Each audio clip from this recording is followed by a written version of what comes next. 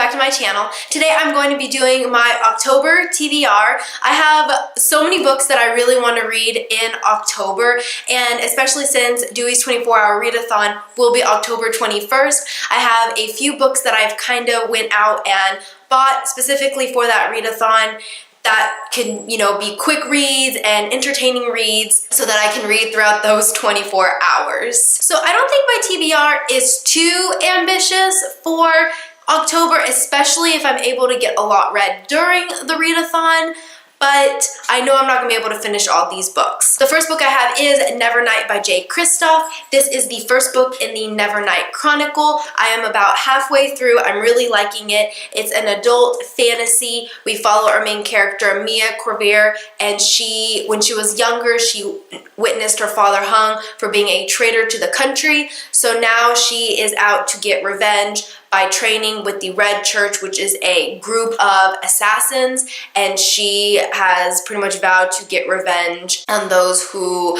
murdered her father. God's Grave is the second book in this series. It was just recently released. I don't think I'll be able to read it in October, but depending on how this one ends will depend on if I want to pick it up right away or if I just kind of want to let this book settle and then read the next one. Next, I have Lair of Dreams by Libba Bray. This is the second book in the Diviners series. I already read this book when it came out, I believe last year. I listened to it on audiobook, but for some reason I cannot remember how it ended. And the third book was just recently released this month, and I still need to purchase it, but before I can read it, I need to go back and skim through Lair of Dreams and kind of remember what it's about. I remember it's about like a sleeping sickness that's going throughout New York. We're introduced to new characters from the Diviners, and I think I'm just gonna do like a speed read, just skim through it. If there's parts that I remember, I'll just skip those parts.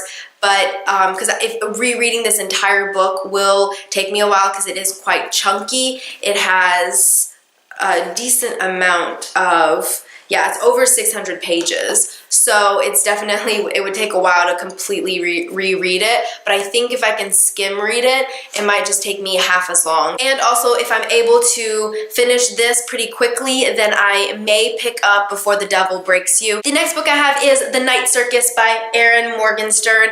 This is I'm not sure if it's young adult, but it is a standalone. Basically, we follow multiple perspectives of characters in the circus. I think it is a love story, but I don't know if this is adult fiction or young adult fiction. I did find it in the adult fiction section, not like the teen section. So let me know down below if this is young adult or adult, but I do think it is just, I think it might be fantasy possibly. I've heard so many great things about this book, and I think it will be a really good read to read during the 24-hour readathon. The next book I have is Dracula by Bram Stoker.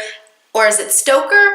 And it is illustrated by Matt Paget. This is Dracula in graphic novel form. I'm really excited. When I saw this, I was like, oh, I have to have it. This is a classic. I've never read Dracula, but when I saw it in graphic form, I thought it was a perfect way to get introduced to the story. I really like the illustrations, and this will be a perfect read to read during Dewey's 24-hour readathon because a graphic novel always reads quicker. It's more engaging when you've been reading for so long. Plus, I've been wanting to read Dracula for like Halloween, so I'm just perfect combination for October. Next, I have Clockwork Princess by Cassandra Clare.